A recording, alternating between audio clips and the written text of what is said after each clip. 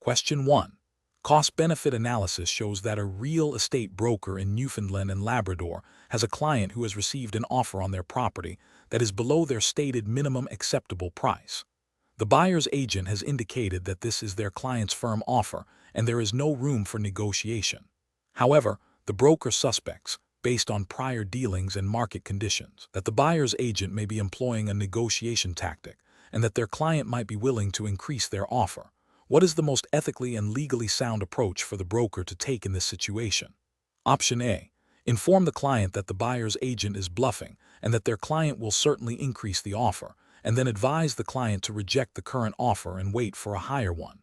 Option B. Advise the client of the offer and the buyer's agent's statement regarding its firmness, while also sharing their professional assessment that the buyer may have room to increase the offer, and recommend seeking the client's instruction on how to proceed, such as making a counteroffer at a price acceptable to the client or requesting further clarification from the buyer's agent. Option C. Advise the client that the offer is below their minimum acceptable price and that the buyer's agent has indicated it is firm, and therefore recommend rejecting the offer outright without further exploration. Option D. Advise the client to accept the offer, as it is the only offer received and the buyer's agent has stated it is firm, thus securing a sale quickly. The correct answer is B. Advise the client of the offer and the buyer's agent's statement regarding its firmness, while also sharing their professional assessment that the buyer may have room to increase the offer, and recommend seeking the client's instruction on how to proceed, such as making a counteroffer at a price acceptable to the client or requesting further clarification from the buyer's agent. Explanation: this scenario is professionally challenging because it requires a real estate broker in Newfoundland and Labrador to balance the fiduciary duty owed to their client with the need to achieve a mutually agreeable outcome in a negotiation. The broker must navigate potential conflicts of interest and ensure all actions align with the Real Estate Trading Act and its associated regulations, as well as the Code of Ethics for real estate professionals in the province. Careful judgment is required to avoid misrepresentation, undue influence, or actions that could be construed as acting against the client's best interests. The best professional practice involves a proactive and transparent approach to negotiation. This means clearly understanding the client's bottom line, motivations, and acceptable compromises before engaging with the other party. The broker should then communicate these parameters to the other party's representative or directly to the unrepresented party, while also conveying the other party's position and any counteroffers back to their client for informed decision-making. This approach prioritizes informed consent and upholds the broker's duty of loyalty and disclosure as mandated by Newfoundland and Labrador real estate law. It ensures that the client is always in control of their decisions and that the broker acts as a facilitator of their objectives rather than an independent decision-maker. An incorrect approach involves withholding information about the other party's willingness to negotiate beyond their initial offer.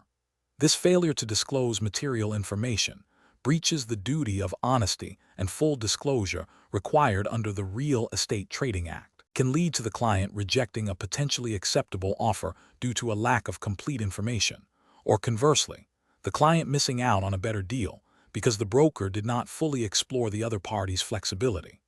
Another incorrect approach is pressuring the client to accept an offer that is below their stated minimum acceptable price, even if the broker believes it is a good deal in the market. This constitutes undue influence and violates the fiduciary duty to act solely in the client's best interest. The broker's role is to advise and facilitate, not to dictate terms or coerce decisions. Finally, misrepresenting the other party's position, such as claiming they are unwilling to negotiate further when they have indicated otherwise, is a direct violation of ethical conduct and can lead to disciplinary action under provincial real estate regulations. Professional decision-making in negotiation situations should be guided by a framework that begins with a thorough understanding of the client's objectives and limitations. This includes establishing clear communication channels and confirming the client's authority to make decisions. The broker should then act as an honest and transparent intermediary, relaying all relevant information accurately and promptly. Any negotiation strategy should be developed in consultation with the client, ensuring their informed consent at every stage. The ultimate goal is to facilitate a transaction that meets the client's needs while adhering strictly to legal and ethical obligations. Question 2. During the evaluation of a residential property purchase agreement in St. John's, Newfoundland and Labrador, a listing agent notices that the buyer's legal representative has raised a concern regarding the interpretation of the as-is clause in the contract. The buyer's representative believes this clause may not fully absolve the seller of responsibility for latent defects that were not disclosed. Despite the property being sold in its current condition, what is the most appropriate course of action for the listing agent to take? Option A. Interpret the as-is clause unilaterally for both parties and inform the seller that they are fully protected from any future claims, regardless of the buyer's interpretation. Option B. Immediately inform the seller of the buyer's representative's concern and facilitate a discussion between the buyer and seller to clarify the intended meaning of the as-is clause, potentially involving legal counsel if necessary. Option C. Advise the seller to ignore the buyer's representative's concern, as the as-is clause is standard and clearly indicates the property is sold without warranties. Option D. Proceed with the closing of the transaction as scheduled, assuming the buyer will not pursue the matter further given the presence of the as-is clause. Correct answer is B. Immediately inform the seller of the buyer's representative's concern and facilitate a discussion between the buyer and seller to clarify the intended meaning of the as-is clause, potentially involving legal counsel if necessary. Explanation. This scenario presents a professional challenge because it involves a potential breach of contract due to a misunderstanding of a key term, which could lead to legal disputes and financial repercussions for all parties involved. Navigating such situations requires a thorough understanding of contract law in Newfoundland and Labrador, specifically concerning the elements of a valid contract and the enforceability of its terms. Careful judgment is needed to ensure adherence to the Real Estate Trading Act and its associated regulations, as well as ethical obligations to clients. The best approach involves immediate, transparent communication and a collaborative effort to resolve the ambiguity. This means the listing agent should promptly inform the seller of the buyer's interpretation of the clause and the potential implications. Subsequently, the agent should facilitate a discussion between the buyer and seller to clarify the intended meaning of the as-is clause. This might involve reviewing the original intent, considering industry standards, and potentially seeking legal advice if the parties cannot reach a mutual understanding. This approach upholds the agent's duty of honesty and fair dealing, promotes contract enforceability by seeking to align the parties' intentions, and mitigates the risk of litigation by addressing the issue proactively. It aligns with the principles of good faith and the requirement to act in the best interests of the client, while also being truthful with all parties.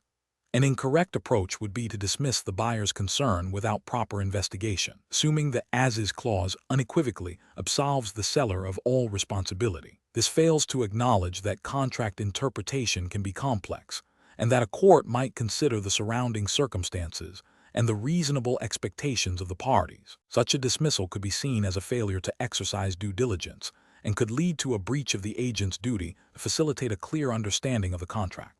Another incorrect approach would be for the listing agent to unilaterally interpret the clause for both parties and advise the seller to stand firm without consulting the buyer or facilitating dialogue. This oversteps the agent's role, which is to facilitate the transaction and communication, not to dictate contractual terms. It also ignores the potential for the buyer to seek legal recourse if they believe the contract was misrepresented or is being unfairly enforced. Finally, advising the seller to ignore the buyer's concerns and proceed to closing without addressing the potential dispute is also an unacceptable approach. This not only risks a failed transaction, but also exposes the seller and the agent to potential legal action for breach of contract or misrepresentation. It demonstrates a lack of professional responsibility in managing contractual issues and ensuring clarity for all parties. Professionals should adopt a decision-making framework that prioritizes clear communication, thorough understanding of contractual terms, adherence to regulatory requirements, and ethical conduct. This involves actively listening to all parties, seeking clarification when ambiguities arise, facilitating open dialogue, and advising clients on the potential consequences of different actions, while always operating within the bounds of the Real Estate Trading Act and its regulations. Question 3. What factors determine the extent to which a real estate broker in Newfoundland and Labrador must disclose information about a property's past fire damage and subsequent remediation to a potential buyer, even if the seller asserts the repairs are complete? Option A. The seller's personal preference for privacy regarding past events that have been addressed and repaired.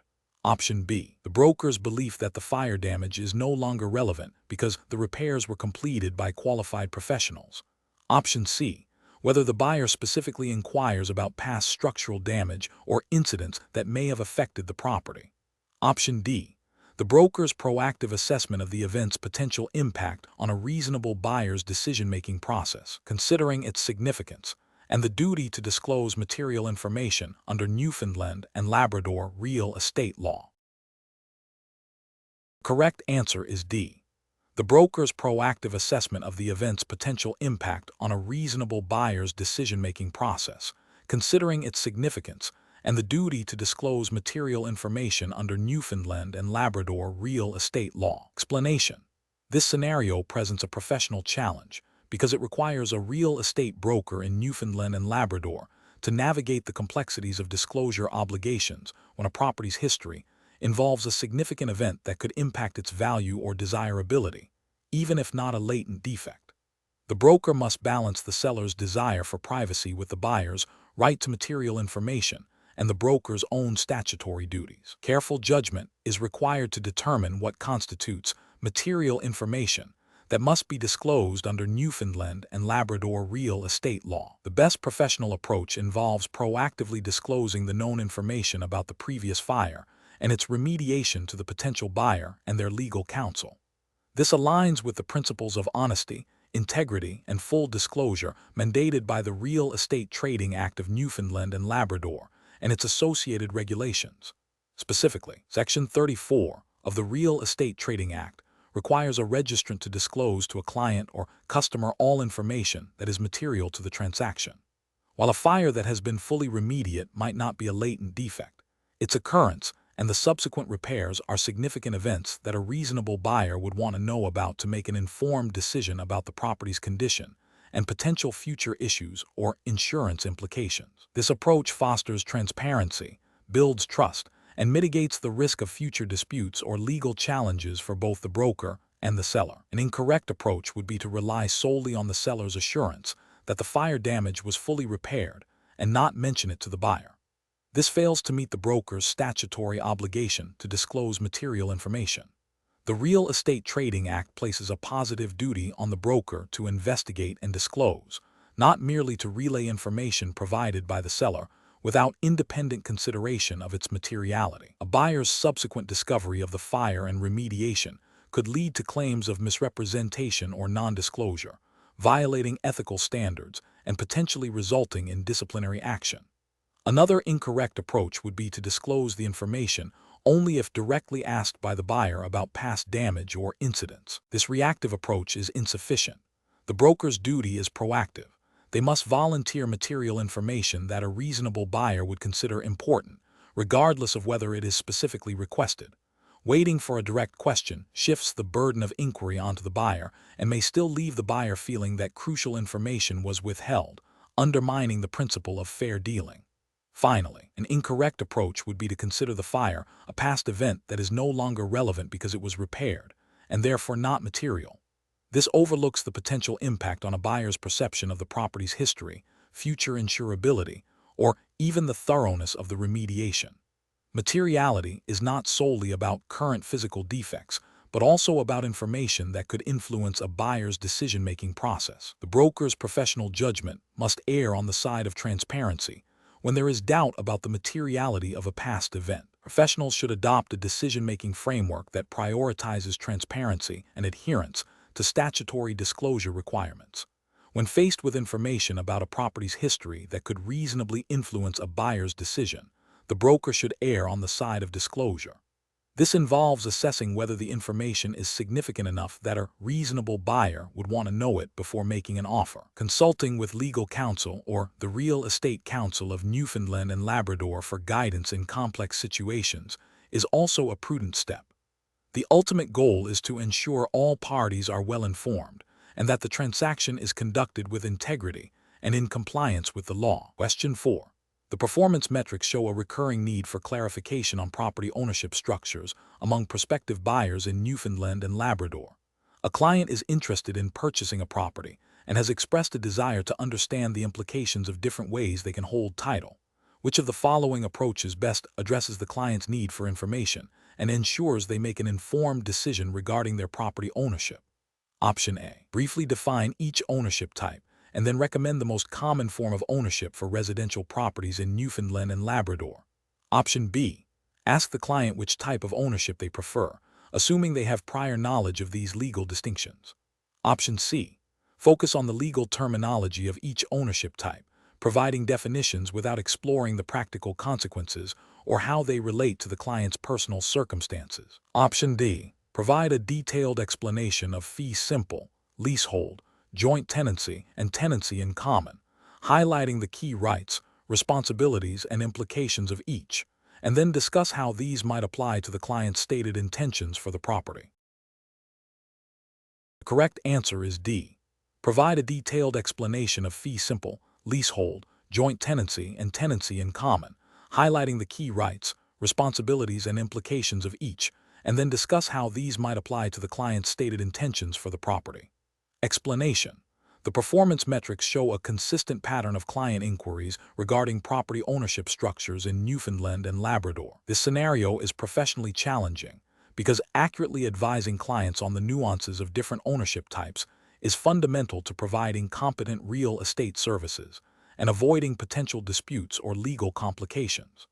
Misunderstanding or misrepresenting these concepts can lead to significant financial and legal repercussions for clients and professional liability for the registrant. Careful judgment is required to ensure clients make informed decisions aligned with their intentions and legal obligations. The best professional practice involves clearly explaining the fundamental differences between fee simple, leasehold, joint tenancy, and tenancy in common, tailoring the explanation to the client's specific situation and stated goals. This approach ensures the client fully comprehends the rights, responsibilities, and implications of each ownership type before making a decision. For instance, explaining that fee simple represents the highest form of ownership with absolute rights. Leasehold involves a right to occupy for a defined term. Joint tenancy includes the right of survivorship, and tenancy in common allows for distinct ownership shares and no automatic survivorship, directly addresses the core distinctions. This aligns with the duty of care and the requirement to act in the client's best interest as mandated by real estate licensing regulations in Newfoundland and Labrador, which emphasize providing accurate and comprehensive information. An incorrect approach would be to assume the client understands the basic concepts and simply ask them to choose a type of ownership without providing adequate explanation. This fails to meet the professional obligation to educate and inform, potentially leading to a client selecting an ownership structure that does not suit their needs or understanding. Another incorrect approach is to focus solely on the legal definition of each ownership type without considering the practical implications for the client's intended use of the property or their estate planning goals. This demonstrates a lack of client-centric advice. Furthermore, suggesting a specific ownership type based on personal preference or a superficial understanding of the client's situation, without a thorough discussion of all options and their consequences, is ethically unsound and violates the principle of acting impartially and in the client's best interest. Professionals should employ a decision-making framework that prioritizes client education and informed consent. This involves actively listening to the client's needs and objectives, providing clear and concise explanations of relevant legal concepts, answering all questions thoroughly, and documenting the advice provided and the client's understanding. When faced with complex ownership structures, it is prudent to recommend that clients seek independent legal advice to ensure their chosen ownership aligns with their long-term financial and personal objectives. Question 5. Benchmark analysis indicates that a new real estate broker in St. John's, Newfoundland and Labrador, is developing their foundational understanding of the profession. Considering the regulatory framework governing real estate practice in the province, which of the following best encapsulates the definition and importance of real estate for a licensed professional? Option A. Real estate is a complex asset encompassing land, its permanent improvements, and the bundle of rights associated with ownership, playing a vital role in economic stability, community development, and individual wealth creation. Option B. Real estate is defined by the legal title held by an owner, with its importance solely related to the ease of transferring that title for quick resale. Option C. Real estate is primarily the physical buildings and structures situated on a parcel of land, with its importance stemming from the immediate profit potential for investors. Option D. Real estate is simply a commodity that fluctuates in value based on market speculation, with its significance limited to short-term financial gains. The correct answer is A. Real estate is a complex asset encompassing land, its permanent improvements, and the bundle of rights associated with ownership, playing a vital role in economic stability, community development, and individual wealth creation. Explanation.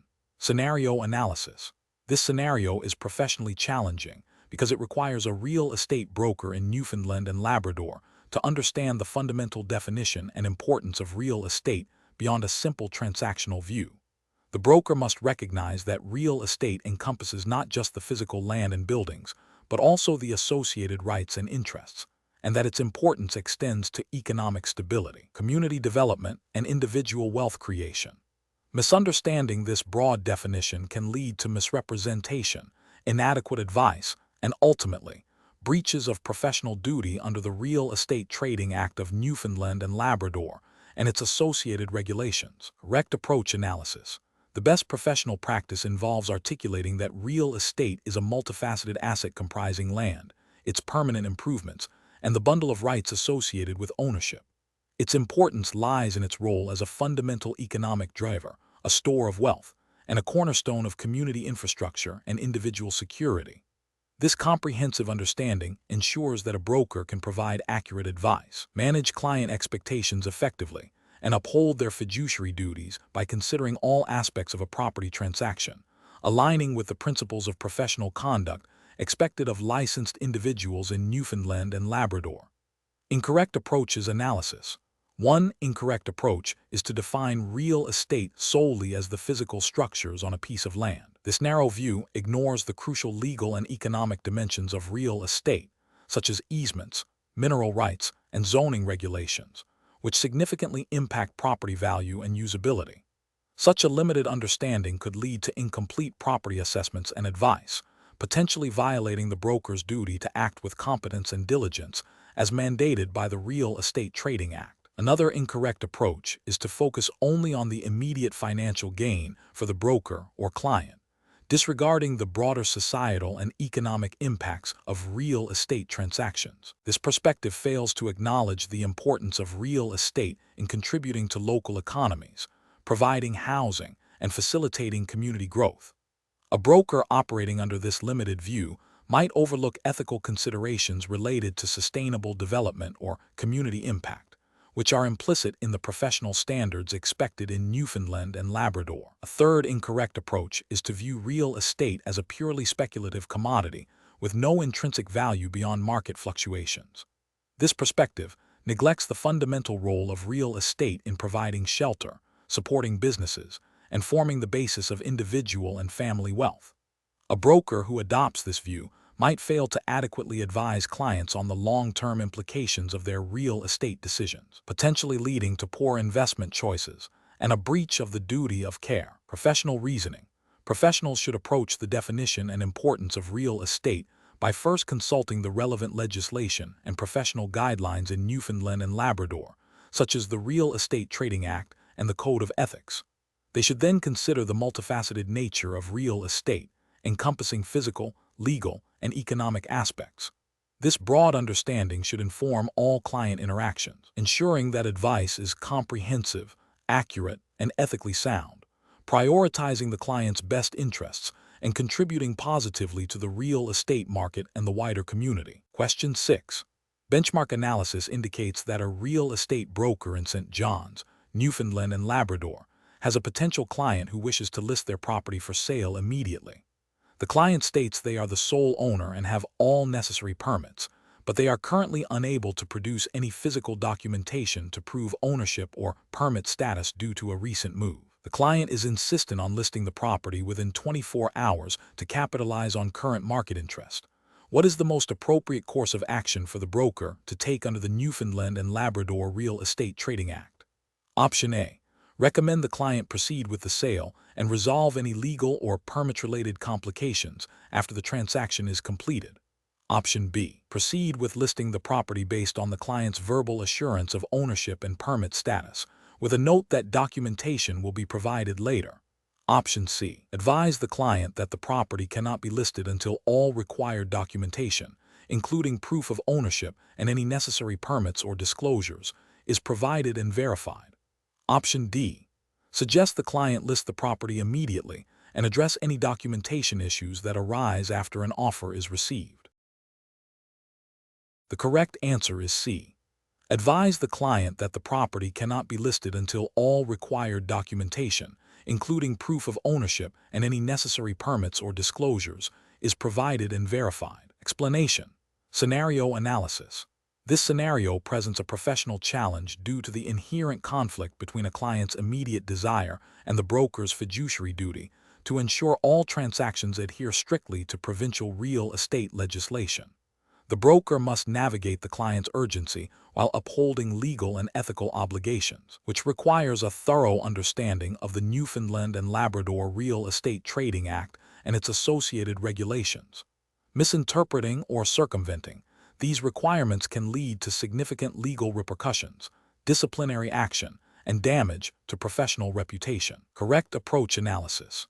The best professional practice involves the broker immediately advising the client that the property cannot be listed until all required documentation, including proof of ownership and any necessary permits or disclosures, is provided and verified. This approach directly aligns with the Newfoundland and Labrador Real Estate Trading Act, which mandates that registrants ensure the accuracy of all information presented to the public, and that all transactions are conducted in a lawful and ethical manner. By insisting on complete documentation before listing, the broker fulfills their fiduciary duty to the client and the public, preventing potential misrepresentation and ensuring compliance with provincial law. Incorrect approaches analysis.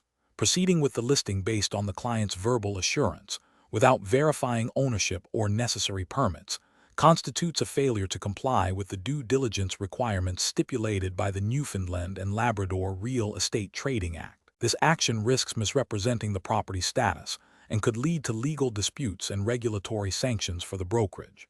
Suggesting the client obtain the necessary documentation after the property is listed, while seemingly accommodating, still exposes the brokerage to risk. It implies a willingness to proceed with a transaction based on incomplete information, which contravenes the Act's emphasis on accurate representation and lawful conduct from the outset of any trading activity. Advising the client to proceed with the sale and deal with any legal issues that arise later is a severe ethical and legal failure. This approach disregards the broker's responsibility to ensure a lawful transaction and places the client at significant risk, violating fundamental principles of professional conduct and the spirit of the Real Estate Trading Act. Professional reasoning. Professionals should employ a decision-making framework that prioritizes legal compliance and ethical conduct. This involves 1.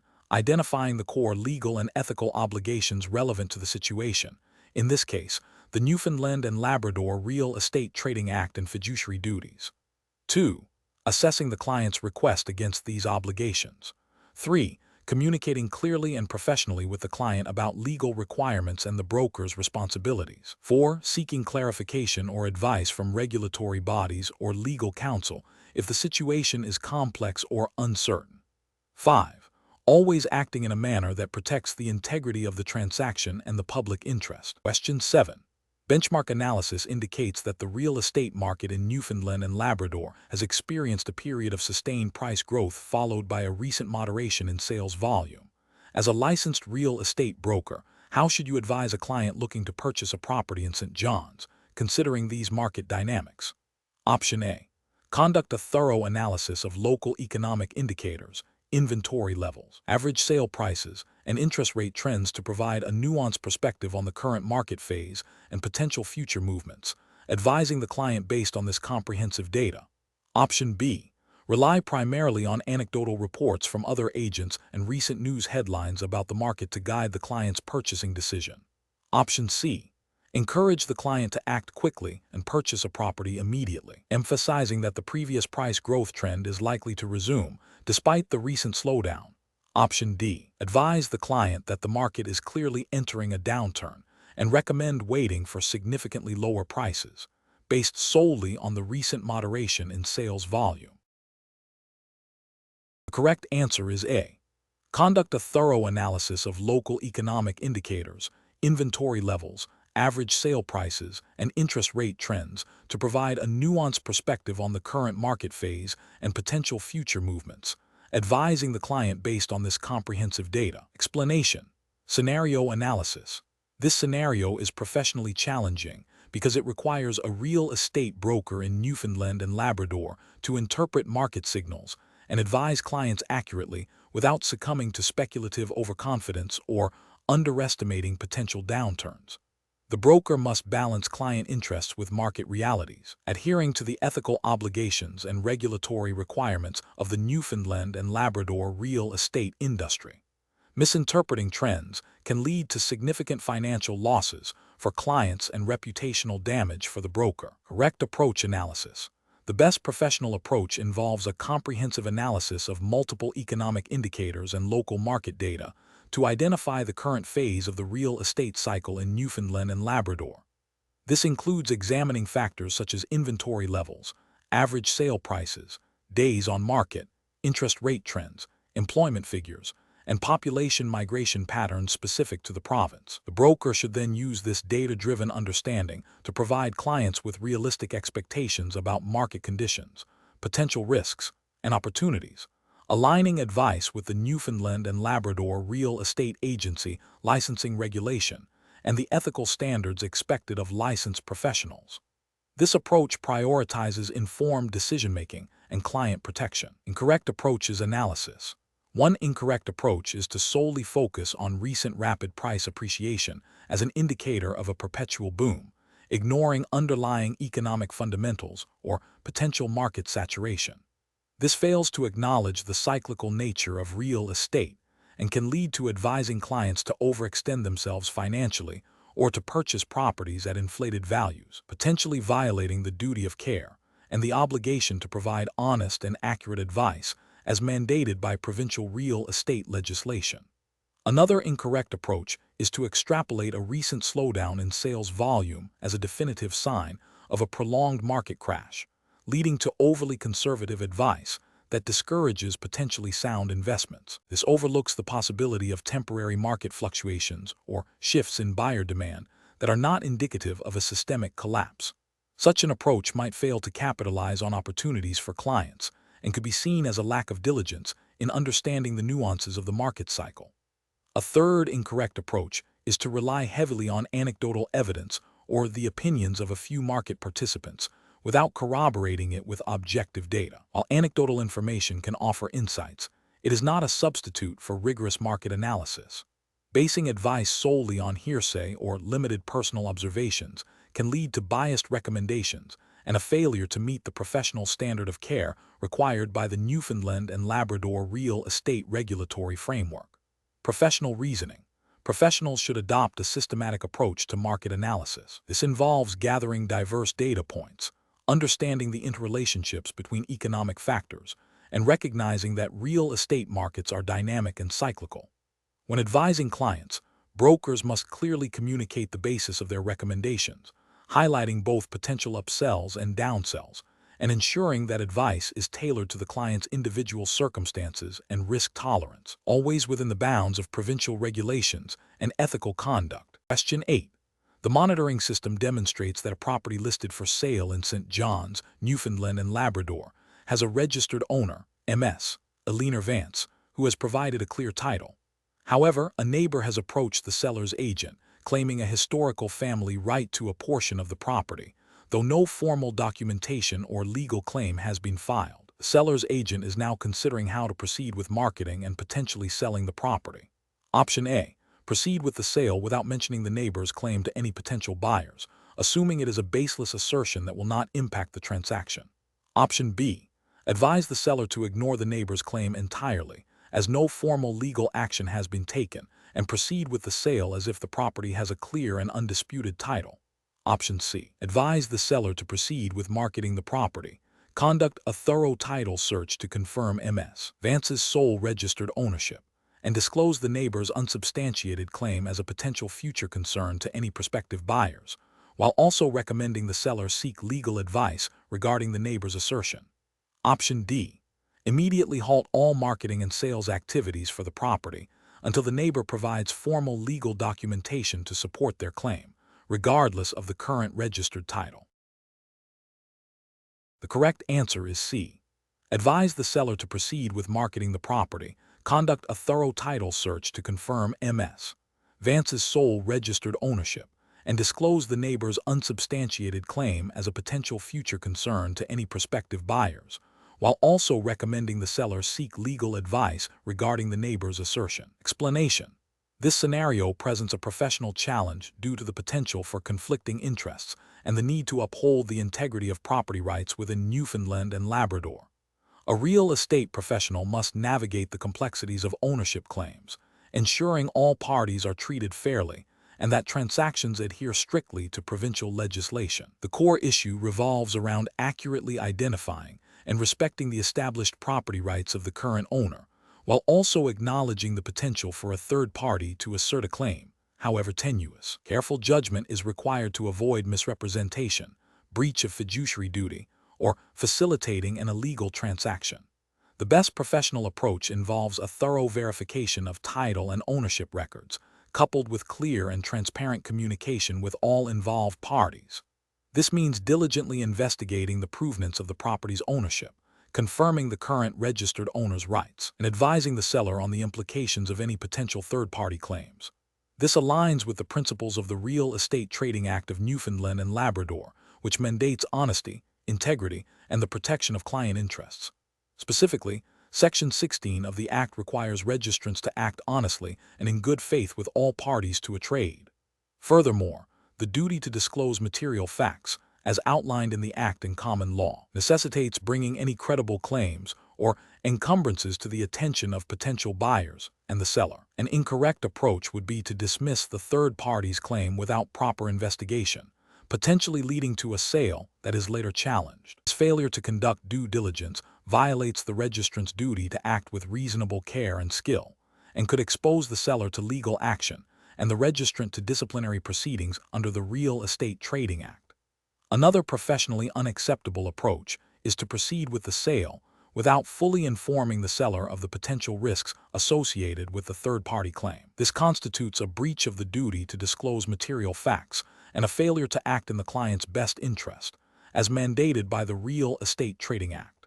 Finally, advising the seller to ignore the third party's claim and proceed as if it does not exist is a grave ethical and legal failing. This not only disregards potential legal rights, but also exposes all parties to significant legal complications and undermines the principles of fair dealing and due process. Professionals should employ a decision-making framework that prioritizes due diligence, transparency, and adherence to provincial legislation.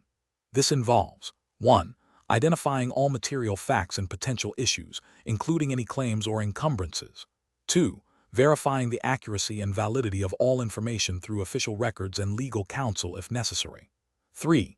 Communicating all findings and potential risks clearly and comprehensively to the client. 4. Acting in accordance with the Real Estate Trading Act and ethical guidelines, ensuring all transactions are legally sound and protect the rights of all parties involved. Question 9.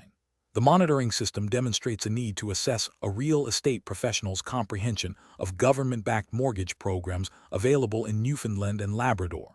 A client is inquiring about options to purchase a property, and the professional is considering mentioning programs designed to support specific segments of the population.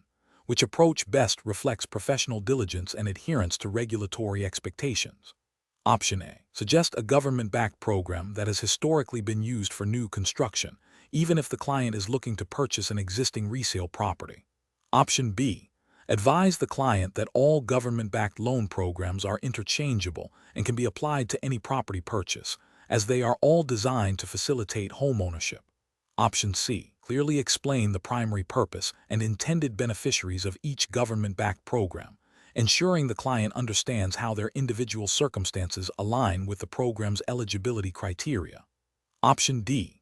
Recommend a government-backed program that offers the most favorable interest rates, regardless of whether the client meets the specific eligibility requirements for that program. The correct answer is C. Clearly explain the primary purpose and intended beneficiaries of each government-backed program, ensuring the client understands how their individual circumstances align with the program's eligibility criteria. Explanation. The monitoring system demonstrates a need for careful evaluation of a real estate professional's understanding of government-backed loan programs available in Newfoundland and Labrador. The challenge lies in distinguishing between programs designed for specific borrower needs and those with broader eligibility, and understanding the professional obligations associated with advising clients on these options.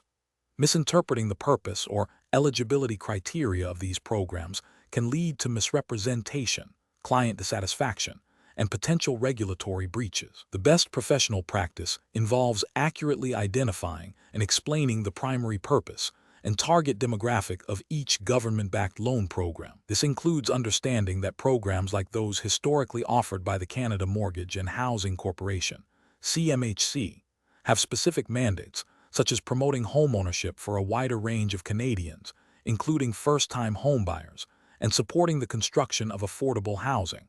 A professional must be able to articulate these distinctions clearly to clients, ensuring they are presented with options that align with their individual circumstances and the program's intended beneficiaries. This approach upholds ethical obligations to provide accurate and relevant information, fostering informed decision-making. Advising a client that a program designed for low to moderate income individuals or specific demographic groups is universally applicable without qualification is a significant ethical and regulatory failure. It misrepresents the program's intent and could lead a client to pursue an unsuitable loan, wasting their time and potentially damaging their creditworthiness. Similarly, suggesting that a program intended for new construction or specific types of renovations can be used for any property purchase without regard to its specific criteria is misleading.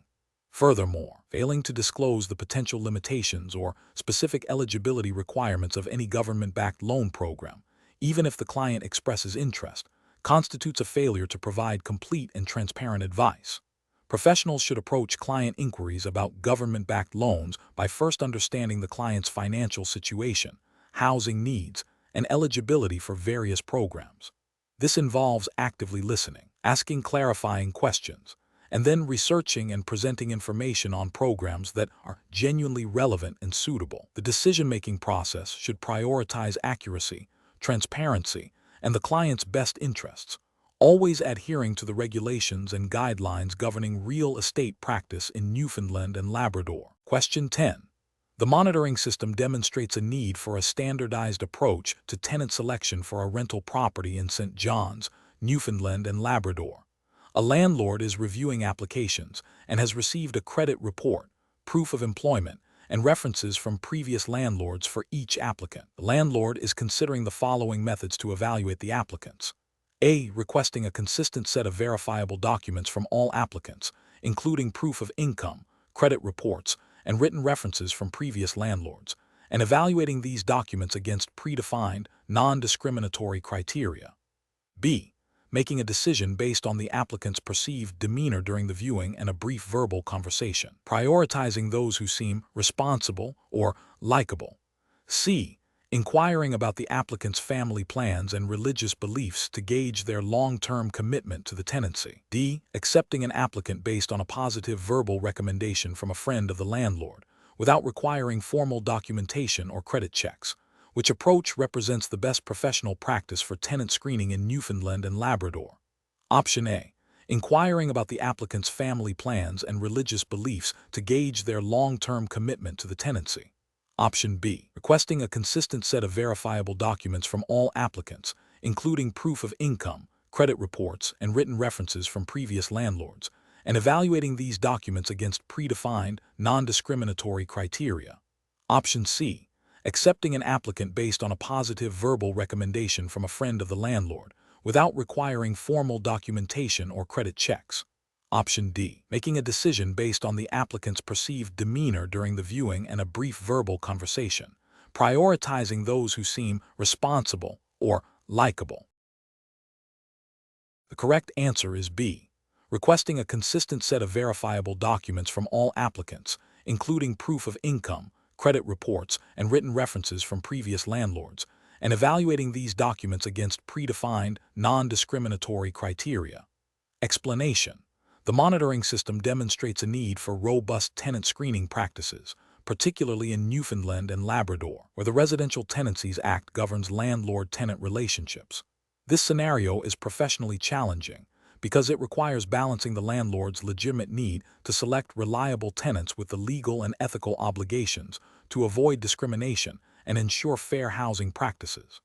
A misstep in tenant selection can lead to legal disputes, financial losses, and damage to the landlord's reputation. The best professional practice involves a systematic and objective evaluation of all applicants based on predetermined, non-discriminatory criteria. This approach prioritizes gathering verifiable information that directly relates to an applicant's ability to fulfill the lease obligations, such as rental history, creditworthiness, and income verification. Specifically, it entails requesting a consistent set of documents from all applicants, such as proof of income, e.g., pay stubs, employment letters, credit reports, and references from previous landlords. This method ensures fairness, minimizes the risk of discriminatory practices, and provides a solid basis for making an informed decision, aligning with the principles of the Residential Tenancies Act. An approach that involves making assumptions about an applicant's reliability based on their appearance or personal circumstances is professionally unacceptable. This is because such assumptions are inherently subjective and can easily lead to discriminatory practices, violating the spirit and letter of fair housing laws. For instance, judging an applicant based on their perceived age or family status, without objective evidence of their ability to pay rent or maintain the property, is a direct contravention of anti-discrimination principles. Another professionally unacceptable approach is to request information that is not directly relevant to the applicant's ability to meet lease obligations, such as their specific medical history or religious affiliation. The Residential Tenancies Act and human rights legislation in Newfoundland and Labrador prohibit discrimination based on such personal characteristics. Collecting or considering this type of information is not only irrelevant to tenant selection, but also illegal and unethical. Furthermore, an approach that involves accepting an applicant solely based on a verbal recommendation without any written verification or due diligence is risky and unprofessional. While references are important, relying solely on informal verbal assurances bypasses essential verification steps, such as checking credit reports or contacting previous landlords for documented feedback. This can leave the landlord vulnerable to misrepresentation and a tenant who may not be financially stable or responsible. The professional decision-making process for tenant screening should be guided by a clear, written policy that outlines objective criteria and the information required from all applicants. This policy should be consistently applied to every applicant to ensure fairness and compliance with all relevant legislation. Professionals must prioritize gathering verifiable data that directly addresses an applicant's financial capacity and history of tenancy, while rigorously avoiding any consideration of protected characteristics or irrelevant personal information. Question 11. Governance review demonstrates that a real estate broker in Newfoundland and Labrador is advising a client who is hesitant to proceed with a purchase due to recent news about rising interest rates and a slowdown in local job growth. What is the most appropriate professional approach for the broker to take? Option A. Proactively educate the client on the current economic climate in Newfoundland and Labrador and its potential implications for their real estate goals, facilitating their informed decision-making. Option B. Allow the client's emotional response to the economic news to solely guide the advice provided, focusing on alleviating their immediate anxieties rather than objective market analysis. Option C. Make definitive predictions about future interest rate changes and property value fluctuations, advising the client to either act immediately or postpone their decision based on these forecasts.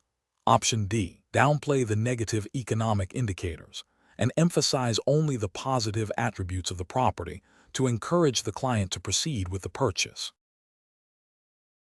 The correct answer is A.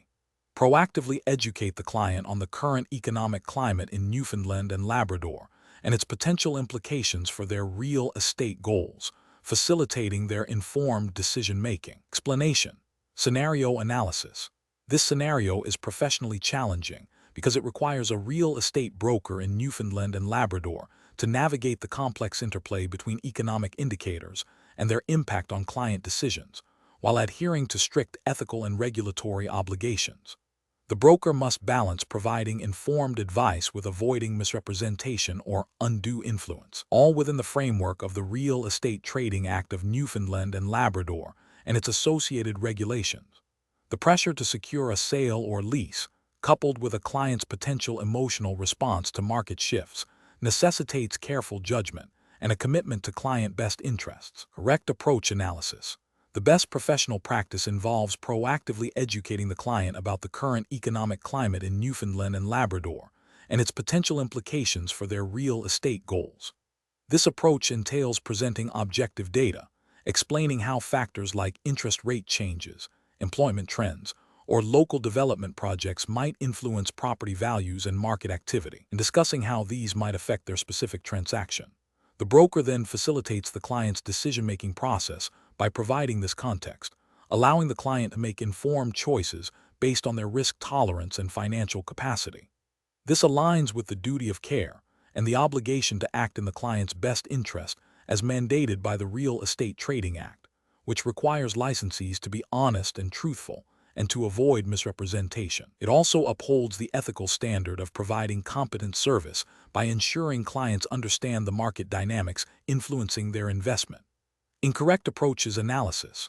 One incorrect approach involves downplaying or ignoring the negative economic indicators, focusing solely on the positive aspects of the property or the transaction. This failure to provide a complete and balanced market perspective constitutes a misrepresentation and a breach of the broker's duty to act honestly and truthfully. It can lead to clients making decisions based on incomplete information, potentially resulting in financial detriment and violating the spirit of the Real Estate Trading Act.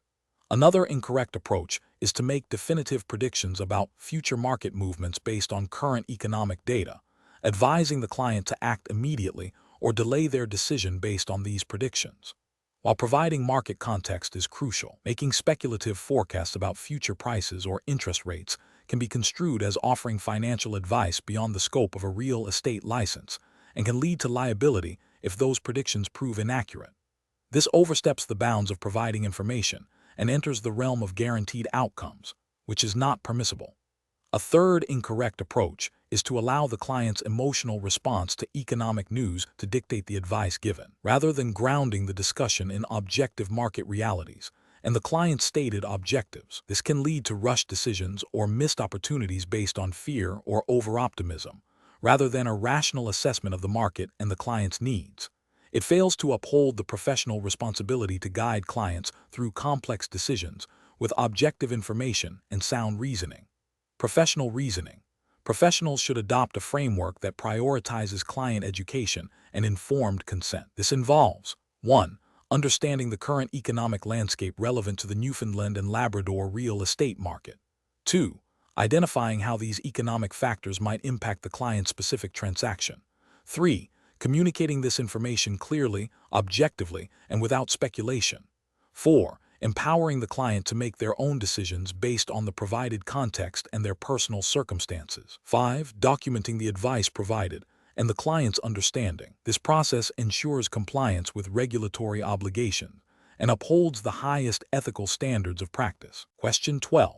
The risk matrix shows a high probability of tenant turnover in a rental property in St. John's, Newfoundland and Labrador, leading to potential vacancy periods. The landlord is eager to secure a new tenant quickly to minimize lost rental income. What is the most prudent approach for the property manager to take when evaluating prospective tenants? Option A. Accept the first applicant who offers the highest rent, assuming they will be a reliable tenant due to their financial offer. Option B. Expedite the screening process by accepting a tenant based on a brief conversation and a verbal recommendation from a friend of the landlord, without formal verification. Option C. Implement a comprehensive tenant screening process that includes verifying employment, income, rental history, and conducting reference checks, while strictly adhering to anti-discrimination laws. Option D. Focus solely on the applicant's ability to pay the first month's rent and security deposit, overlooking other factors that might indicate future tenancy issues. The correct answer is C. Implement a comprehensive tenant screening process that includes verifying employment, income, rental history, and conducting reference checks, while strictly adhering to anti-discrimination laws. Explanation: this scenario is professionally challenging because it requires a property manager in Newfoundland and Labrador to balance the immediate financial needs of a landlord with their fiduciary duty to the tenant and adherence to provincial tenancy laws. The pressure to secure a new tenant quickly can lead to overlooking critical due diligence, potentially resulting in legal disputes and breaches of trust. Careful judgment is required to ensure all legal obligations are met while still serving the landlord's interests effectively. The best approach involves a thorough screening process that complies with the Residential Tenancies Act of Newfoundland and Labrador and ethical best practices. This includes verifying the prospective tenant's financial stability, rental history, and references, while strictly adhering to anti-discrimination laws. This approach is correct because it prioritizes legal compliance and tenant protection, which are fundamental duties of a property manager. By conducting comprehensive due diligence, the property manager mitigates risks for both the landlord and the tenant, ensuring a stable and lawful tenancy. This aligns with the ethical obligation to act with integrity and competence, safeguarding the reputation of the property management business and upholding the principles of fair housing. An approach that involves accepting the first applicant who offers the highest rent without conducting any background checks or verifying their ability to pay is professionally unacceptable. This fails to comply with the implied duty of care to the landlord to find a suitable tenant and significantly increases the risk of rent arrears and property damage, potentially leading to costly eviction proceedings. It also violates the spirit of fair housing by potentially prioritizing financial gain over tenant suitability, and could inadvertently lead to discriminatory practices if not carefully managed. Another unacceptable approach is to bypass standard screening procedures due to time pressure from the landlord, accepting a tenant based solely on a verbal assurance of good character. This demonstrates a lack of diligence and a failure to uphold professional standards. It exposes the landlord to significant risk and neglects the property manager's responsibility to act prudently and in the best interests of all parties involved, as mandated by professional conduct guidelines and the Residential Tenancies Act. Finally, an approach that involves accepting a tenant without fully disclosing all relevant lease terms or property conditions to them is also professionally unsound. This lack of transparency can lead to misunderstandings and disputes later in the tenancy, undermining the landlord-tenant relationship and potentially violating disclosure requirements under provincial law. It erodes trust and demonstrates a failure to act with integrity. Professionals should employ a decision-making framework that prioritizes legal compliance, ethical conduct, and thorough due diligence. This involves understanding and applying the Residential Tenancies Act of Newfoundland and Labrador, adhering to professional codes of conduct, and establishing clear screening protocols that are applied consistently to all applicants. When faced with pressure, professionals must remember their fiduciary responsibilities and communicate transparently with landlords about the importance of a robust screening process to ensure long-term tenancy success and minimize legal risks. Question 13. The control framework reveals that a licensee in Newfoundland and Labrador is presented with a property that includes a dwelling unit and a separate, fully equipped workshop that has historically been used by the owner for a small-scale custom furniture manufacturing business, generating significant income. The licensee must determine the most appropriate classification for marketing and transactional purposes. Which of the following approaches best aligns with professional and regulatory expectations? Option A. Classify the property based on the largest physical footprint, which is the workshop, and market it exclusively as an industrial property, disregarding the dwelling unit. Option B. Classify the property as a mixed-use property without further investigation into specific zoning or the primary nature of the business operation, and use generic marketing materials. Option C. Classify the property solely as residential, as it contains a dwelling unit, and market it using standard residential listing practices, assuming the workshop is a secondary amenity. Option D. Classify the property based on its primary intended use as indicated by the historical income-generating business activity and associated zoning, ensuring all disclosures reflect its commercial aspects alongside residential features. The correct answer is D. Classify the property based on its primary intended use as indicated by the historical income-generating business activity and associated zoning, ensuring all disclosures reflect its commercial aspects alongside residential features. Explanation.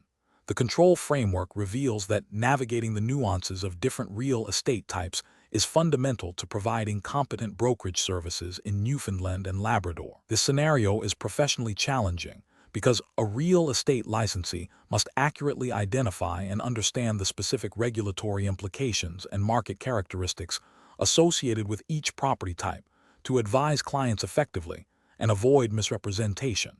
Failure to do so can lead to significant legal and ethical breaches, impacting client trust and the licensee's reputation. The best professional approach involves a thorough due diligence process to classify the property accurately based on its primary intended use and the associated provincial legislation governing its sale. This includes understanding the specific zoning, potential uses, and any unique disclosure requirements mandated by the Real Estate Trading Act of Newfoundland and Labrador and its associated regulations. For instance, a property might have elements of both residential and commercial use, but its primary designation for zoning and sale purposes dictates the applicable framework. A licensee must be able to articulate this classification clearly to the client and ensure all marketing and transactional aspects align with the correct property type. An incorrect approach would be to assume a property's classification based solely on its appearance or a single dominant feature, without considering its legal zoning and intended use. For example, marketing a property with a detached garage and a small workshop as purely residential without investigating if it's zoned for commercial or industrial use, or if the workshop is a primary income-generating activity, is a failure. This misclassification could lead to the client entering into a transaction that does not meet their intended use or violates local bylaws, creating legal complications and potential liability for the licensee. Another incorrect approach is to apply the same marketing strategies and disclosure requirements across all property types. Commercial properties, for instance, often have more complex lease agreements, environmental consideration, and business valuation aspects that differ significantly from residential sales. Failing to recognize and address these differences constitutes a failure to provide specialized knowledge and advice, which is an ethical and regulatory failing. Professional decision-making in such situations requires a systematic process. First, gather all available information about the property, including legal descriptions, zoning bylaws, and any existing leases or business operations. Second, consult relevant provincial legislation and municipal planning documents to confirm the property's official classification and permitted uses. Third, clearly communicate the findings and implications to the client, explaining why a particular classification is appropriate and what it means for their transaction. Finally, ensure all marketing materials and contractual documents accurately reflect the property's type and comply with all disclosure obligations. Question 14. The risk matrix shows a potential investor client in Newfoundland and Labrador is seeking rapid acquisition of a distressed property. Considering the client's stated preference for speed and flexibility, which of the following financing strategies should a registered real estate broker prioritize discussing with the client, ensuring full disclosure of associated risks and benefits? Option A. A comprehensive discussion of hard money loans, detailing their higher interest rates, shorter terms, and collateral-based approval, alongside seller financing, explaining the seller's retained interest and the importance of clear contractual terms, while strongly advising independent legal and financial counsel. Option B. Presenting both hard money loans and seller financing as interchangeable options, suggesting the client choose whichever appears most convenient at the moment of decision. Option C. Advocating for hard money loans as the primary solution due to their speed, emphasizing the ease of acquisition without dwelling on the higher costs and shorter repayment periods. Option D. Recommending seller financing as the most advantageous option, focusing on the potential for flexible terms without adequately exploring the seller's financial standing or the implications of a retained security interest. The correct answer is A.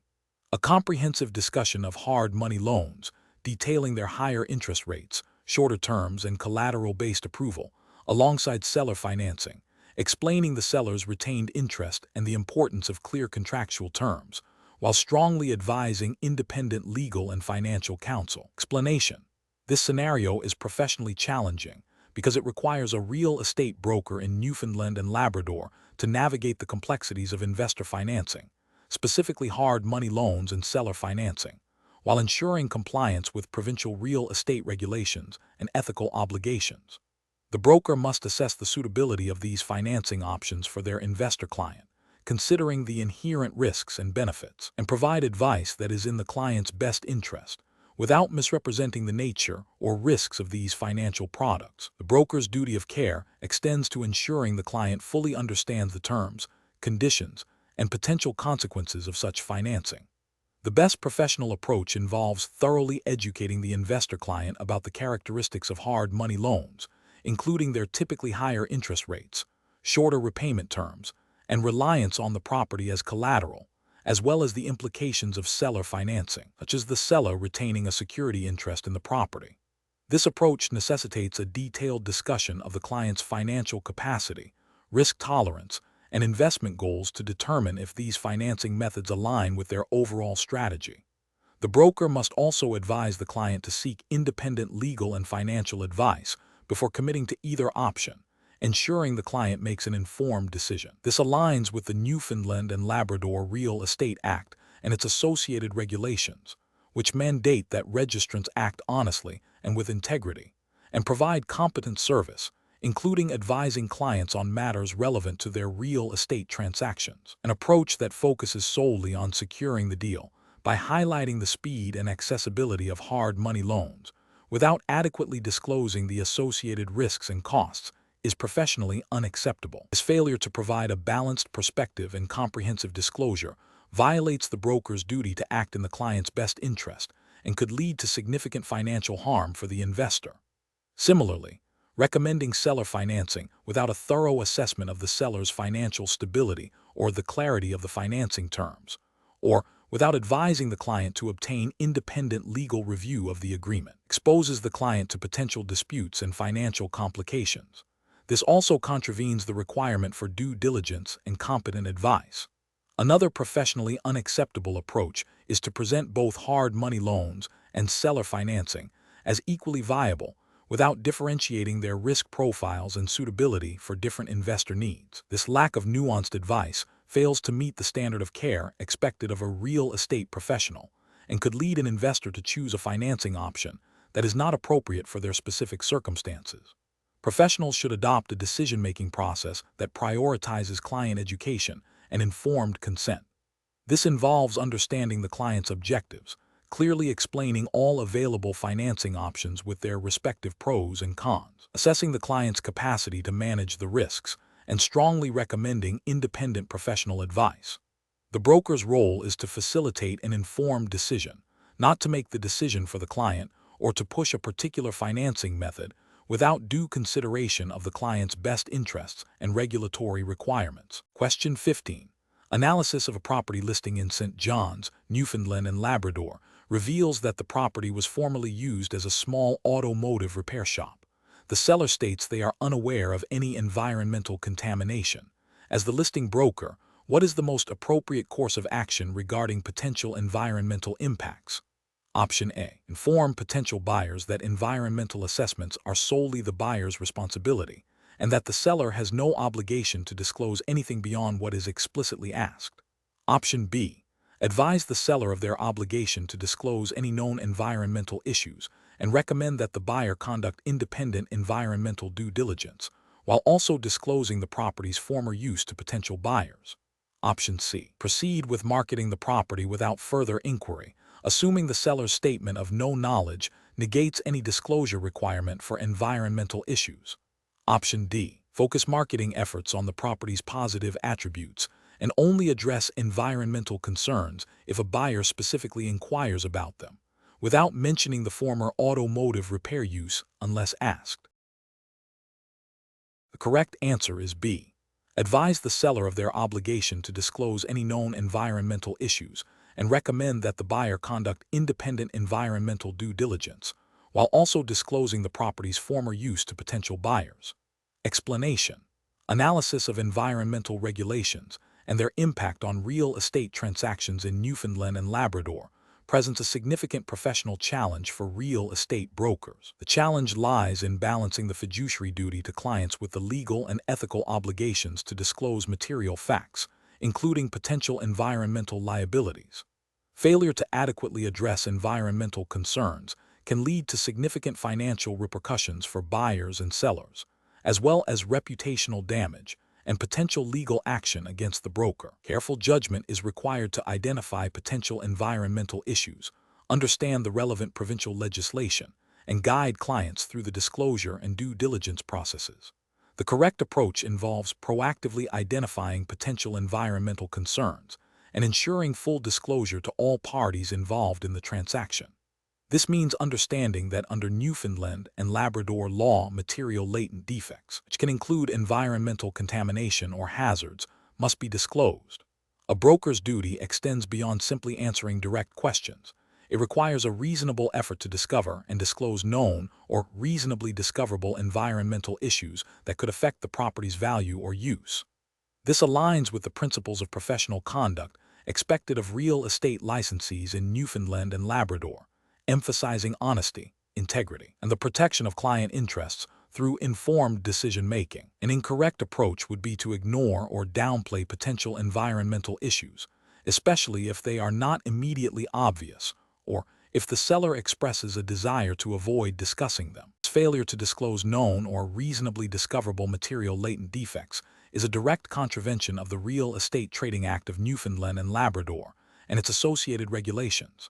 It breaches the broker's duty of care and can expose the broker to liability.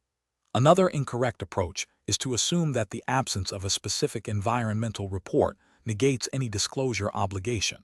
While formal reports are valuable, a broker is still obligated to disclose any information they possess or reasonably should have discovered that could impact the property's value or desirability. Relying solely on the buyer to conduct their own environmental assessments without any proactive disclosure from the seller's agent is also insufficient if the listing broker has reason to believe environmental issues exist. The professional reasoning process for real estate brokers in Newfoundland and Labrador when dealing with potential environmental impacts should begin with a thorough understanding of the property's history and any visible indicators of environmental concern. This includes asking the seller direct questions about past uses, spills, or known environmental issues. If potential concerns are identified, the broker should advise the seller of their disclosure obligations and recommend that the buyer conduct appropriate environmental due diligence, such as engaging environmental consultants.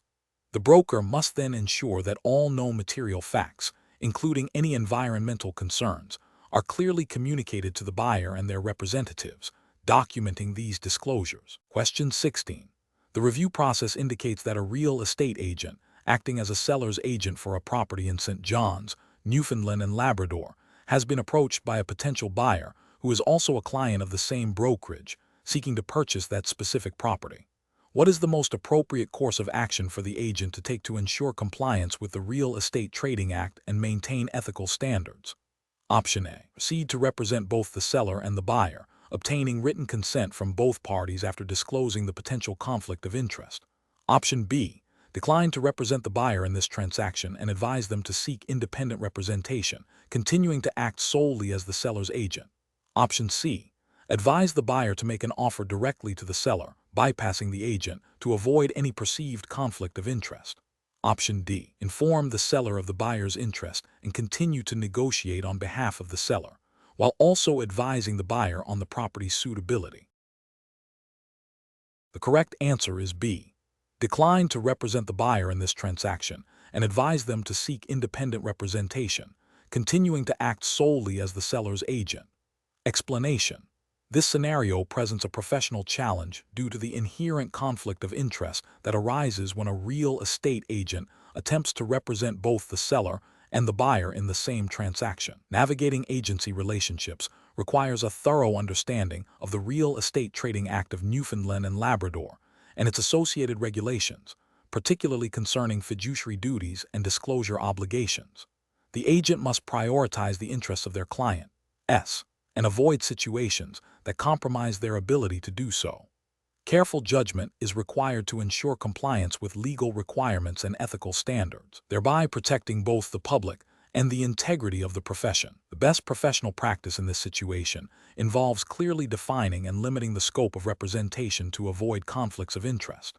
This means that if an agent is acting as a seller's agent, they owe specific fiduciary duties to the seller, including loyalty, confidentiality, and full disclosure of all material facts. Conversely, if acting as a buyer's agent, these duties are owed to the buyer. Attempting to fulfill these distinct and sometimes opposing duties simultaneously in a single transaction is not permissible under the regulations. Therefore, the agent should decline to represent the buyer in this specific transaction, continuing to act solely as the seller's agent, and advise the buyer to seek independent representation. This approach upholds the agent's primary fiduciary duty to the seller and avoids the prohibited practice of dual agency without informed consent and specific disclosure, as outlined in the Real Estate Trading Act. Representing both the seller and the buyer in the same transaction without proper disclosure and consent, or attempting to act as a dual agent without adhering to the strict requirements for such arrangements, constitutes a significant regulatory and ethical failure. This includes failing to disclose the conflict of interest to both parties, which violates the duty of honesty and full disclosure mandated by the Real Estate Trading Act. It also breaches the duty of loyalty to the seller by potentially prioritizing the buyer's interests or negotiating in a manner that is not solely in the seller's best interest. Furthermore, attempting to facilitate a transaction where the agent has divided loyalties can lead to accusations of misrepresentation or negligence, as the agent cannot effectively advocate for the best interests of both parties simultaneously. Professional decision-making in agency relationships should be guided by a proactive approach to identifying potential conflicts of interest. Before accepting a listing or a buyer representation agreement, agents should inquire about any existing relationships or potential conflicts. If a conflict is identified, such as a potential buyer for a listed property being a client of the same brokerage, the agent must immediately assess whether they can fulfill their fiduciary duties to all parties involved.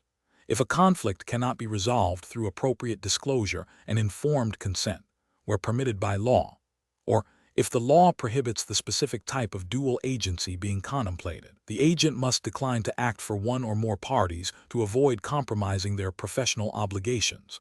The guiding principle is always to act in the best interests of the client, and to maintain transparency and integrity in all dealings. Question 17. Performance analysis shows that a seller in St. John's, Newfoundland and Labrador is eager for their property to receive the widest possible market exposure and is keen on a robust marketing campaign. They have expressed a desire for their listing agent to invest significant effort in advertising and promotion. Considering the seller's objectives and the regulatory framework governing real estate transactions in Newfoundland and Labrador, which of the following approaches best aligns with professional obligations and the seller's stated goals? Option A. Suggest an exclusive agency listing agreement, emphasizing that the seller will not owe commission if they find the buyer independently. Option B. Offer a net listing agreement, where the broker's commission is the difference between the sale price and a predetermined net amount for the seller. Option C. Recommend an open listing agreement, explaining that multiple brokers can market the property simultaneously. Option D. Propose an exclusive right to sell listing agreement, clearly outlining the broker's commitment to comprehensive marketing and the terms of commission payment regardless of the buyer's source. Correct answer is D. Propose an exclusive right to sell listing agreement, clearly outlining the broker's commitment to comprehensive marketing and the terms of commission payment regardless of the buyer's source. Explanation. Scenario analysis. This scenario presents a common challenge for real estate brokers in Newfoundland and Labrador, balancing a seller's desire for maximum exposure with the broker's fiduciary duty to secure the best possible outcome for the client. The seller's request for a broad marketing strategy, while seemingly beneficial, can create conflicts if not managed within the appropriate listing agreement framework. The broker must navigate the legal and ethical implications of different listing types to ensure compliance with the Real Estate Trading Act and its associated regulations, as well as maintain professional integrity. Correct approach analysis. The best professional practice in this situation is to propose an exclusive right to sell listing agreement. This agreement grants the broker the exclusive right to market and sell the property for a specified period. The seller agrees to pay the broker a commission regardless of who procures the buyer, including if the seller finds the buyer themselves. This approach is correct because it aligns with the broker's commitment to invest resources in marketing and negotiation, providing the seller with the full benefit of the broker's expertise and network. It ensures the broker is compensated for their efforts, thereby incentivizing them to undertake comprehensive marketing strategies, which is what the seller desires. This aligns with the principles of agency law and the obligations outlined in the Real Estate Trading Act of Newfoundland and Labrador, which emphasizes the broker's duty to act in the best interest of the client. Incorrect approaches analysis. Proposing an exclusive agency listing agreement would be professionally problematic. Under this agreement, the seller agrees to pay a commission to the broker if the property is sold by the broker or another agent, but not if the seller finds the buyer themselves.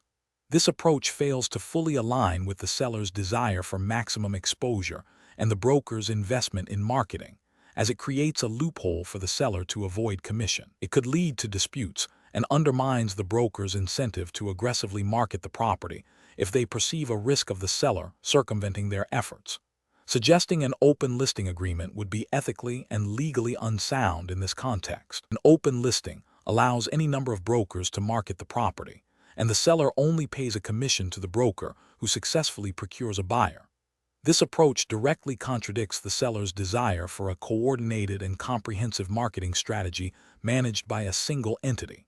It would lead to fragmented marketing efforts, potential confusion among buyers and other agents, and a significant disincentive for any single broker to invest substantial resources in marketing the property, as their efforts might be duplicated or superseded by another broker. This approach fails to uphold the broker's duty to provide diligent and effective service. Offering a net listing agreement would be highly problematic and likely violate professional standards and potentially regulations in Newfoundland and Labrador. A net listing is an agreement where the broker receives any amount exceeding a predetermined net price set by the seller. While not explicitly prohibited in all circumstances, it creates a significant conflict of interest. The broker's incentive is to sell the property for the highest possible price, which directly benefits them financially, potentially at the expense of the seller's best interest. This approach can lead to unethical practices and is generally discouraged due to the inherent conflict of interest. Professional reasoning. When faced with a seller's specific marketing desire, a professional broker in Newfoundland and Labrador must first understand the seller's objectives and then propose a listing agreement that legally and ethically supports those objectives, while protecting the broker's right to compensation for services rendered. The broker should clearly explain the implications of each type of listing agreement, highlighting how an exclusive right to sell agreement best facilitates comprehensive marketing and ensures the broker's commitment to achieving the seller's goals through dedicated effort and investment. Transparency and client education are paramount in ensuring a successful and compliant transaction. Question 18. Compliance review shows that a real estate broker in Newfoundland and Labrador is assisting a client with the purchase of a property and is discussing financing options. The broker has a strong working relationship with a particular mortgage broker who consistently offers competitive rates. The client has expressed some uncertainty about navigating the mortgage application process. Which of the following actions best demonstrates the broker's adherence to their professional obligations regarding real estate financing in Newfoundland and Labrador? Option A. Providing the client with a list of mortgage lenders but omitting details about lenders who may offer slightly better rates, but with whom the broker has no established relationship. Option B. Advising the client that a specific mortgage product offered by a particular lender is the only viable option for their purchase, based on the broker's personal opinion of its suitability. Option C. Researching and presenting a variety of mortgage lenders and products available in the market, explaining the general pros and cons of each, and advising the client to consult with multiple mortgage professionals to find the best fit for their specific financial situation. Option D. Recommending their preferred mortgage broker exclusively, highlighting their positive past experiences, and suggesting the client proceed with them to streamline the process. The correct answer is C. Researching and presenting a variety of mortgage lenders and products available in the market, explaining the general pros and cons of each, and advising the client to consult with multiple mortgage professionals to find the best fit for their specific financial situation. Explanation. This scenario presents a professional challenge because a real estate broker must navigate the complexities of financing options while ensuring full disclosure and acting in the best interest of their client, adhering strictly to the Real Estate Trading Act of Newfoundland and Labrador. The broker's duty is to provide accurate and unbiased information, not to steer a client towards a specific lender or product based on personal gain or convenience. The correct approach involves thoroughly researching and presenting a range of financing options available to the client, including different lenders, mortgage types, and terms, without any personal endorsement or bias. This approach aligns with the broker's fiduciary duty to the client and the regulatory requirement for full disclosure of all material facts. By providing objective information, the broker empowers the client to make an informed decision that best suits their financial situation and needs, thereby upholding professional integrity and compliance with Newfoundland and Labrador real estate regulations. An incorrect approach would be to recommend a specific lender solely because the broker has a pre-existing relationship or receives a referral fee.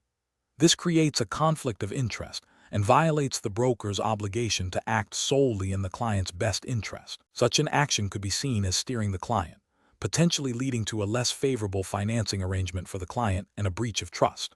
Another incorrect approach is to downplay or omit information about alternative financing options that might be more suitable for the client but less beneficial to the broker.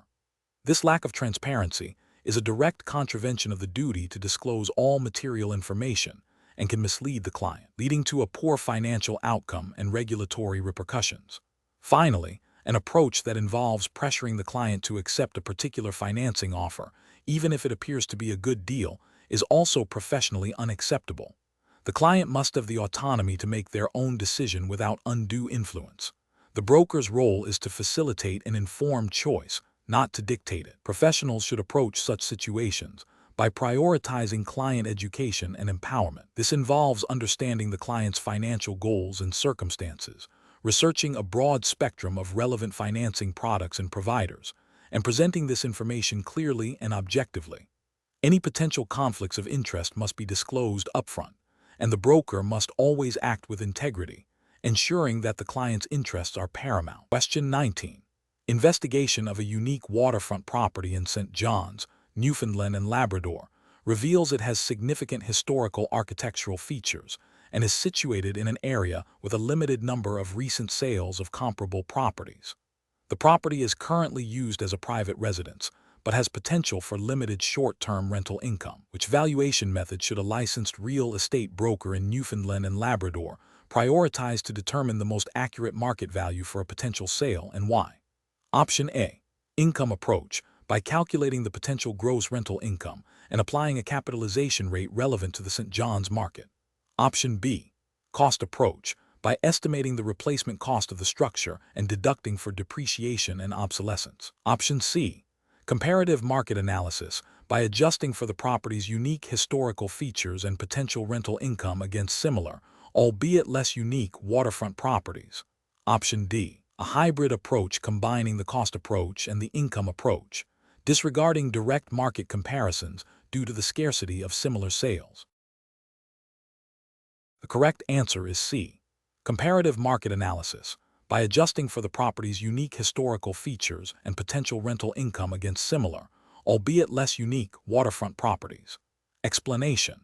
This scenario presents a professional challenge for a real estate broker in Newfoundland and Labrador because the property's unique characteristics and intended use deviate significantly from typical residential sales, making standard valuation methods less straightforward. The broker must exercise careful judgment to select and apply the most appropriate valuation approach that accurately reflects the property's market value while adhering to professional standards and regulatory requirements. The most appropriate approach in this situation is the comparative market analysis, as it directly addresses the principle of substitution by comparing the subject property to similar, recently sold properties in the same geographic area. This method is foundational in real estate valuation and is implicitly supported by the principles of fair market value expected under the Real Estate Trading Act of Newfoundland and Labrador. By analyzing comparable sales, the broker can identify market trends, buyer preferences, and the impact of specific features on price, leading to a well-supported opinion of value. This approach is best suited when there is an active market for similar properties, which is generally the case for residential properties, even those with unique features that can be adjusted for. Using the income approach would be inappropriate because the property is not primarily an investment property generating rental income. While a portion of the property might be rented, its primary purpose and market are not as an income-producing asset. Relying solely on this method would misrepresent its value to a potential buyer who is not purchasing it for its rental yield. This would violate the broker's duty to provide accurate and relevant information to clients and the public, potentially contravening sections of the Real Estate Trading Act that mandate honest and fair dealings. The cost approach would also be an inappropriate primary method. While it can be used as a supplementary tool, it is generally less reliable for older properties or those with unique architectural features, as accurately estimating depreciation and obsolescence can be highly subjective and difficult. Furthermore, the cost approach values the property based on the cost to replace or reproduce it, which may not reflect what a buyer is willing to pay in the current market. Over-reliance on this method without considering market realities could lead to an inflated or deflated valuation, failing to meet the standard of care expected of a licensed broker in Newfoundland and Labrador. Professionals should employ a decision-making framework that prioritizes the most relevant and reliable valuation method for the specific property type and market conditions. This involves understanding the strengths and limitations of each approach, considering the purpose of the valuation, and consulting relevant professional standards and provincial regulations.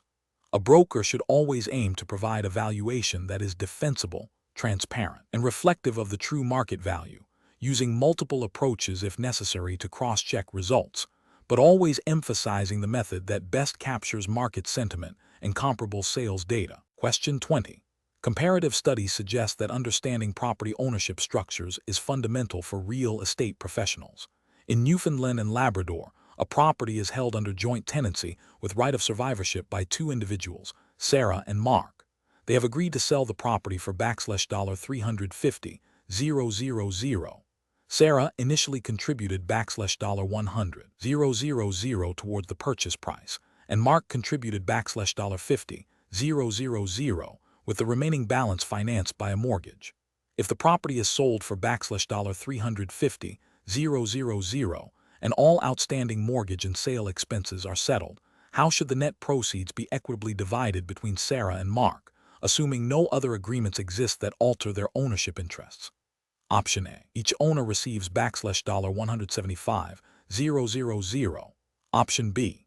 The net proceeds are divided equally after deducting the initial contributions from the sale price.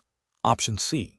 Sarah receives $200,000 and Mark receives $150,000, reflecting their initial contributions plus half of the remaining equity. Option D. Sarah receives $216,667 and Mark receives $133,333 based on their initial contributions. The correct answer is A. Each owner receives $175,000. Explanation. This scenario presents a professional challenge due to the need to accurately calculate and allocate property value based on differing ownership structures, which can lead to disputes if not handled with precision and adherence to provincial law. Misinterpreting ownership types or misapplying valuation methods can result in financial inequities and legal complications for the parties involved. Careful judgment is required to ensure fairness and compliance with the Newfoundland and Labrador Real Estate Act and its associated regulations. The correct approach involves accurately identifying the type of joint ownership and applying the appropriate valuation and division method. In this case, understanding that joint tenancy with right of survivorship, JT means the property passes directly to the surviving owner, upon death, irrespective of a will, is crucial. For valuation purposes, when dealing with a sale or division where all parties agree, the market value is typically divided equally among the joint tenants. This aligns with the principle of equal ownership interests inherent in JT unless a specific agreement dictates otherwise. The calculation of $350,000/2 equals $175,000 per owner is the direct application of this principle to the agreed-upon market value, An incorrect approach would be to assume that the initial contributions dictate the division of proceeds, especially in a JT Rose scenario, where the right of survivorship supersedes initial investment details upon the death of a joint tenant. While initial contributions are relevant for other forms of co-ownership like tenancy in common, in JT Rose, the legal structure prioritizes equal shares for the surviving owners. Failing to recognize this distinction and attempting to prorate based on initial contributions would violate the spirit and legal framework of JT Rose as understood under Newfoundland and Labrador law.